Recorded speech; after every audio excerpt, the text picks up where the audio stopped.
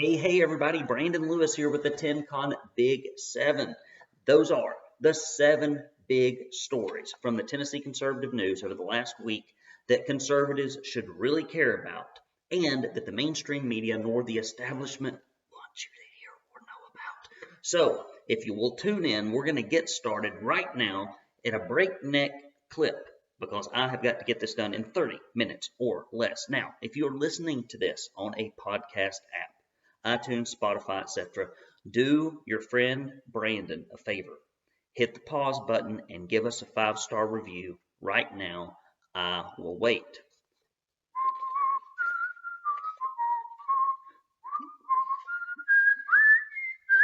All right, back to the program. Thank you for leaving that 5-star review. It really does help other conservatives find our content. And if we had more informed GOP primary voters in our state, I can promise you it would be a lot more conservative, and you would not have to be fighting your own governor just to keep your Second Amendment rights.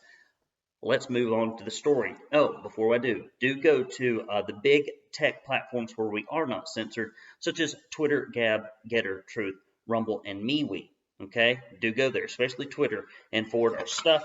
Now, one other quick announcement as I get out of camera view, and I completely forgot about this, but it is laying over here because I did bring it from the office for this express purpose. 1 moment, please. Drum roll, please. Mailbag, here we go. I've got a letter here from Dean. Thank you, Dean. And it said, what an interesting presentation at the CRW meeting on Tuesday. Thank you and Kristen so much for taking time away from your busy schedules to spend time with us. I put your contact information in the transmittal email for the newsletter and sent all members and associate members. Here's a contribution. Keep up the much needed news. Thank you so much for your kindness to treat me for lunch. I love Dean. How thoughtful. Excited to hear Kristen join CRW. She'll be an asset for our club. We welcome you back anytime your busy schedule permits, Brandon. Thanks again. Kind regards, Dean. Dean's a sweetie. Dean is a sweetie. Got one more letter here. Another note. It says, Dear Brandon, the Chattanooga Republican women enjoyed listening to you last Thursday. This is from the same group. And appreciate you taking the time to be with us. Thank you for reiterating our purpose as Republicans. Looking forward to more interactions as we work together for good government. Sincerely, Faye, another dear lady. And I've got one more. And I'm sure some others are waiting at the office. We're about to be changing our mailing address, actually maybe as early as tomorrow. We appreciate you, pray for you and your girls. Well, thank you very much. I don't even know who that came from. Came from John. Thank you, John. All right, guys, that's the mailbag. Buddy, I've got to move on if we're going to get through all this in 30 minutes or less. I got 27 minutes now. Here we go. TDOE, that stands for Tennessee Department of Education, approves almost all third grade retention appeals. After nearly 2/3 of third graders across the state failed to score proficient on this year's TCAP reading test, new data released by the Tennessee Department of Education shows that nearly 82% of families who appealed the state's third grade retention law received approval. The higher approval rate has led some legislators to question why the law was put into effect in the first place. Well, it must be the ones that actually have a brain.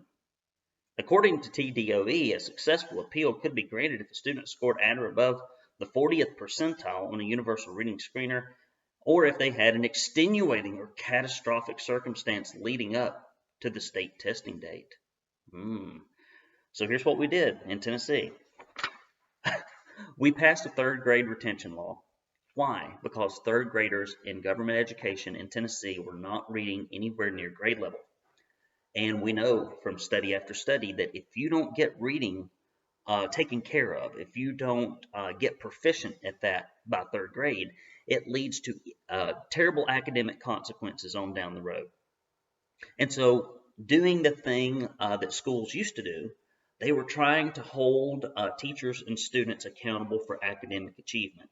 But instead, what we have done is completely watered down anything that's acceptable. And that's why we continually and constantly graduate functionally illiterate students after 13 years of government education in Tennessee. And I had the privilege and the sad responsibility and junior college, not a junior college, I guess it was more of a technical school, of teaching for 2 years. And I looked at and worked with the products of Tennessee's public education system as they came into my classroom. And I was teaching things like marketing and business law and things of that nature. But these students could not write one single grammatically correct sentence. They did not understand what they had read. They could not put together 3 supporting paragraphs and a concluding paragraph, and I was stuck in this situation where I had a room full of students that really didn't need to be in my class. They need to be in a remedial reading or mathematics class. And this is apparently what passes for public education's achievement. It is amazing that we will not use a little bit of tough love because repeating a grade is not going to kill you. Our daughter repeated first grade for these exact reasons. We wanted her to focus and get stronger in reading, and she did. And we put a lot of time, money, and effort into tutoring, and it paid off, and she is doing quite well. She is in 4th grade, reading at an 8th grade level, and we can do that all across the state of Tennessee if we will give parents and students the resources they need to seek out educational alternatives that fit them. And if they're in a failing school, which so many Tennessee students are, we need no strings attached tax rebates so these kids can get out of these failure factories and put them someplace they can actually learn. Next story. Tennessee lawmakers give even more money to testing company that champions woke ideology. Tennessee lawmakers voted to give approximately $40 million more to a testing company whose ideology directly contradicts the state's legislative efforts to ban critical race theory and diversity, equity, inclusion programs. Based in Britain, Pearson, who administers Tennessee's standard testing of K-12 students, is the largest educational publisher in the world, according to Heritage Foundation scholar Jonathan Butcher. The company's editorial guidelines make it clear that Pearson wants to make radical ideas such as anti-racism, colorism, colonial discourse, genderism, and intersectionality part of everything it does. Tennessee lawmakers have been actively fighting against this kind of woke ideology being taught in K-12 public schools, but last month the legislature's Joint Fiscal Review Committee voted to extend Pearson's contract to administer TN Ready for an additional year, increasing the total to be paid from $93 million to $132 million. Pearson's influence extends beyond students. They oversee a company that operates USA Hire, a website operated by the U.S. Office of Personnel Management, which applicants use to submit materials for positions in the federal government. The company also operates a teacher assessment program called EdTPA, and EdTPA assesses if teachers qualify for teaching licenses, something required by 600 plus universities in more than 40 states. Pearson's DEI programs are in training materials for K-12 university teachers to help them incorporate CRT into the classroom, something currently outlawed in Tennessee. Why? And well, I'll tell you why. Why do we continue as conservative taxpayers to fund liberal organizations, whether it's the universities, K-12 education, the Tennessee Titans, Woke Ford Motor Company? It's because we have elected people to positions of power in the Republican Party, and they really are not conservatives at all. There's nothing in the world, and if you have not seen it yet, go back and look at our last episode where I interviewed Joe Stotts of the Warren County Republican Party, and I'm looking forward to being at the Reagan Day dinner, about the pushback he has gotten about closing the primary, even though Republicans are overwhelmingly for it. It's just what you see. We have no interest in this state of doing the will of the people once it's known, but we do have leftist and left-leaning agendas inside the GOP that we are happy to throw lots of conservative tax dollars at. Now listen, guys, if you want to reach Tennessee's most engaged conservative audience, you need to advertise with the Tennessee Conservative. We have got all kinds of mediums and methods to reach those individuals. If you are interested, help us stay alive. Bringing you the news that no one else will by emailing news@TennesseeConservativeNews.com for all the details, and we will put together something that will actually work, especially if you're going to promote a big event that's a conservative event, or if at some point in the future you want to reach a very large block of Tennessee conservative voters. We would be the place to spend your money, and it helps our mission. Next story. Got 20 minutes. Got to move it up. Probe of Humble campaign continued despite information provided that resolved issues. This past week, Tennessee Registry of Election Finance voted to continue the probe into whether or not there was inappropriate coordination between Gary Humble, a candidate for state senate in 2022, and Tennessee Stands, a 501c4 which is helmed by Humble. Back in August of last year, Humble narrowly lost the election for Tennessee Senate in District 23, which encompasses most of Tennessee's Williamson County, to a 16-year incumbent, Jack Johnson, by a matter of just 787 votes, with a total of 24,153 votes cast. When the registry voted to move forward with the audit, it was done based upon information provided by one of its members, Mr. Tom Lawless, who pointed to a QR code on a single mailer sent out by the campaign that was tied to a podcast on Tennessee Stand's website, which in the state of Tennessee is not illegal because it is not what is to be considered an endorsement.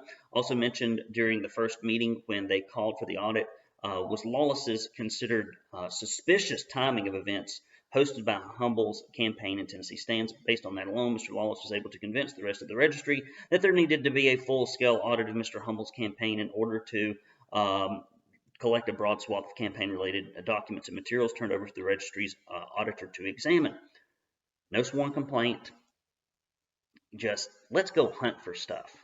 Good old Banana Republic, innocent until proven guilty. And you should have seen the hearing as Gary's supporters filled the room in a way that room has probably never been filled before. And everyone there, for the first time ever, understood that they were being watched by conservative media outlets, by people in Tennessee, and how bad it looked and how bad it smells.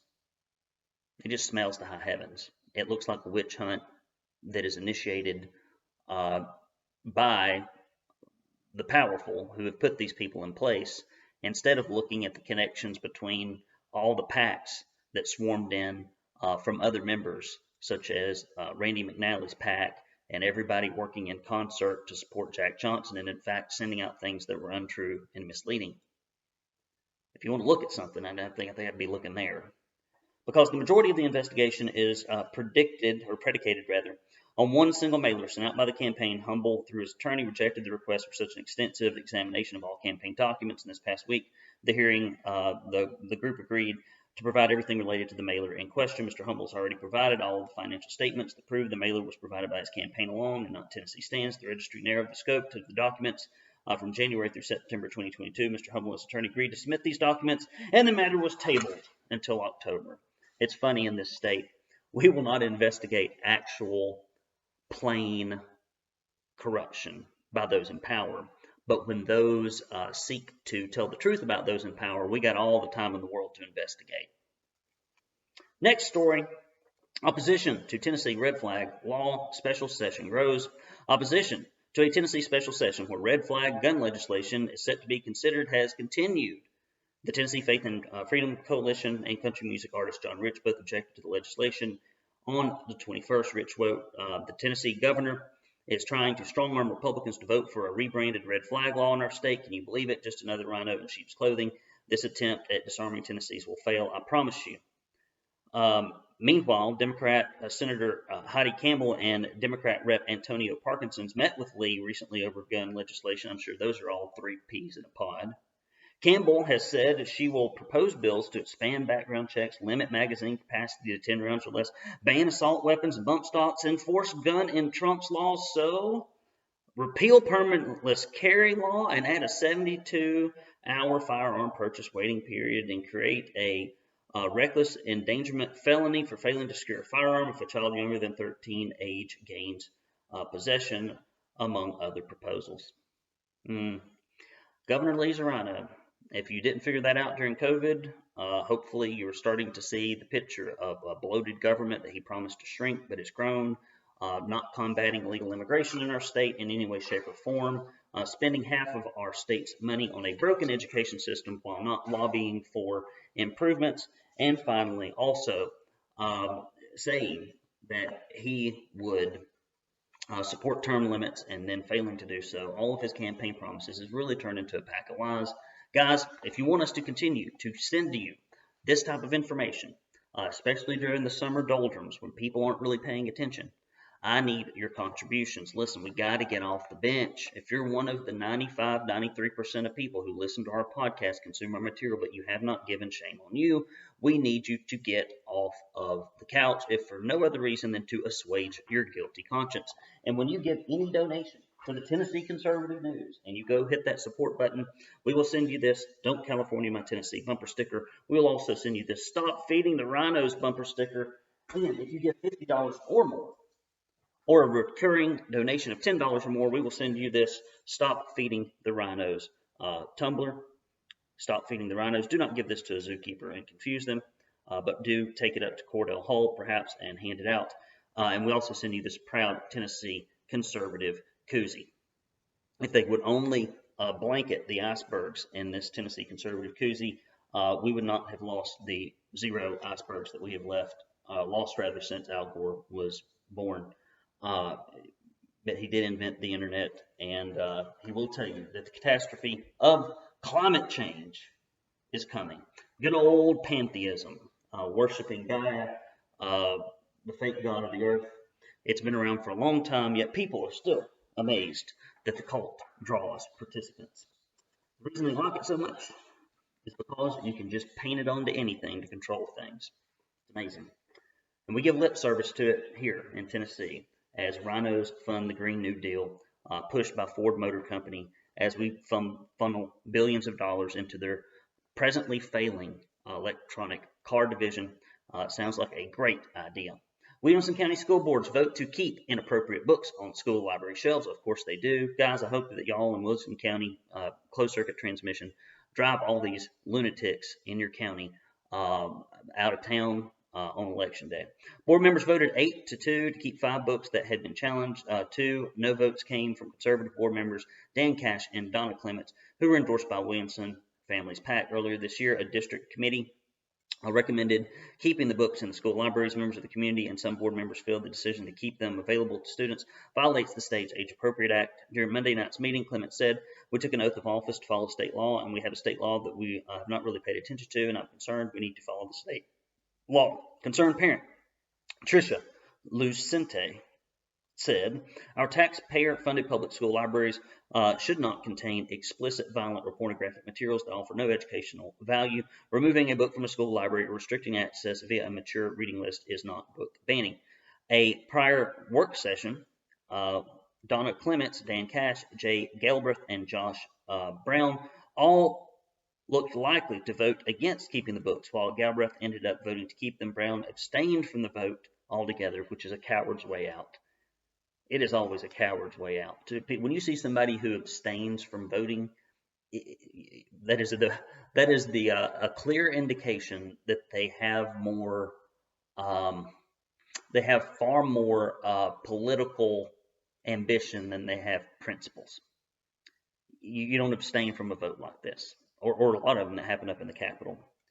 Vote the will of your constituents. If you don't know what the will of your constituents are, here's something real simple you can do. Ask them. Very easy. Very easy. We have all the tools in the world we need to do that. Prior to Monday's night's meeting, the school board members were bombarded with emails from Williamson County residents who threatened possible legal action if the board voted to remove any of the books from the district. And again, this just points back time and time again to how corrupt the government institutions are, and how epically they fail those they purport to serve when we have to pass laws that are, number one, to get evil out of these institutions. It just goes to show you how evil they are. And then it's not enforced, it's not followed up on, there's no will to do it. It's really like they want to grab a headline by passing a law, but when the tough work of rooting it out comes down the line, we don't have anybody that's really interested in doing that work. Scholastic Children's Book Publisher endorses Pride Month and pushes employees to celebrate. Despite the major role they play in children's literature and education, the Scholastic Publishing and Media Company is not exempt from pushing woke ideologies onto their employees and consumers. I can remember when Scholastic was just about scholarly learning. Not so. Everything woke turns to crap. In addition to their Read with Pride Twitter announcements, Scholastic has published a series of posts on their website this month, including one titled "Inspiring Gay Books for Kids," with the byline, "These touching reads are relatable and eye-opening for all readers." The company has also provided their employees with an information packet on how to celebrate Pride Month with Scholastic and a push for gay acceptance and affirmation. They encourage their employees to go to gay pride events, and they intend to provide employees that identify as transgender with access to gender-affirming treatments and surgeries. Wow.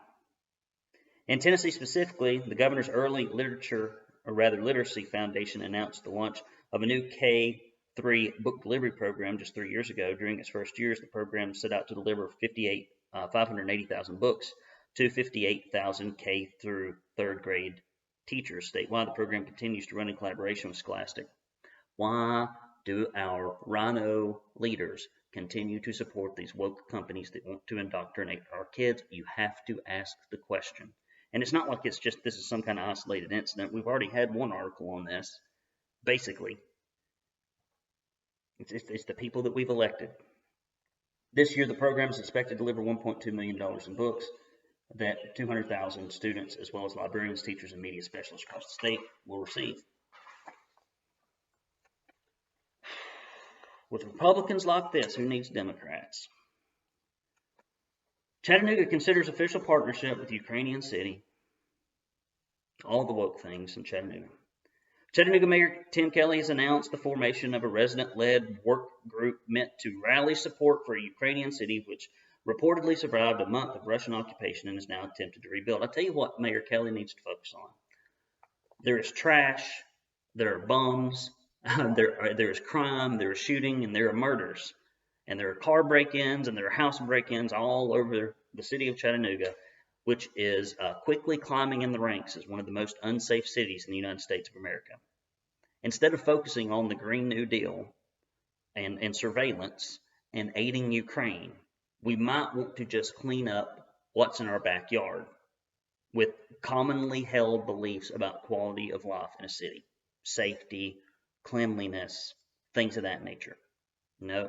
Democrats never want to focus on the major stuff. They like to focus on all this ancillary agenda pushing crap and let the standard stuff just fall by the wayside.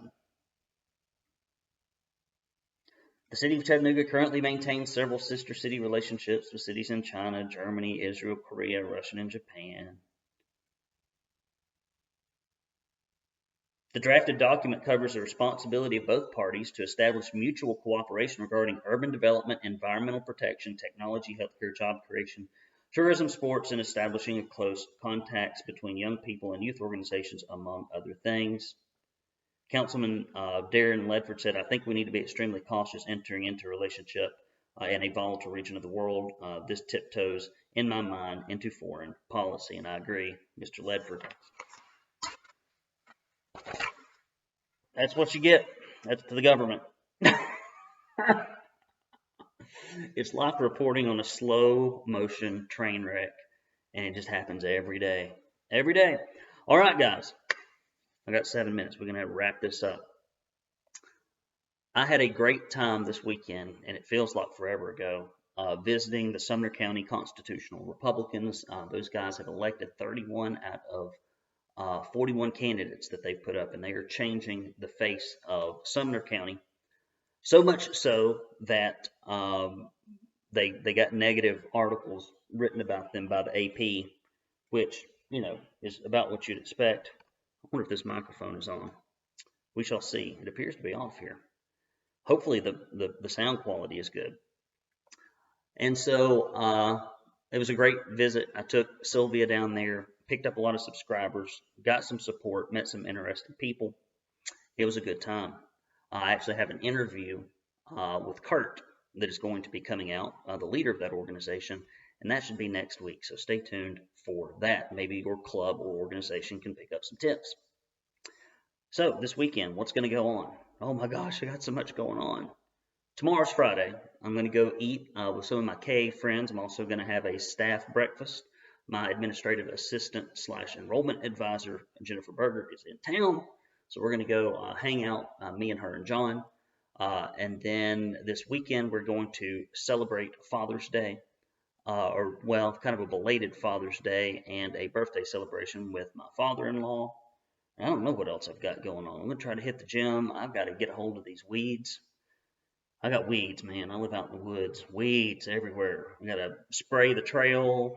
I got to load up the Roundup. And then I got to get out there and pull them up out of the ground while the ground's still wet. We've been getting a lot of rain. So that's what we're doing. Do check out the Let's Go Brandon tour that is coming up. I will be in very shortly McMinn County. I will be in Warren County. And I will be in, think about it, Brandon, Jefferson County. And so I've pretty much gotten all over the state. I've still got to get to West Tennessee. I'm going to be in Jackson. So go look on our website, type in Let's Go Brandon for the Let's Go Brandon tour. and I will be out there, hopefully, in a city near you. Guys, love you, mean it. Hope everything's going great with you and your family. Please do hit the pause button if you're listening on a podcast app and give us a 5-star review. It will help other conservatives in our state find us. And do go hit the support button if you're not on our e-newsletter for some reason, which is crazy. Go to TennesseeConservativeNews.com and hit the subscribe button. Guys, 25 minutes, 15 seconds into this puppy, and it is in the can, delivered quickly with minimum commentary. I hope you like it. Okay, I will blather on endlessly, perhaps next week, for those of y'all who, once the podcast is over, you feel so sad because I'm leaving you now, presently wanting more, which maybe will make you come back next week, as I'll be right here. Brandon Lewis here with the TennCon Big 7 Weekend Update, signing off.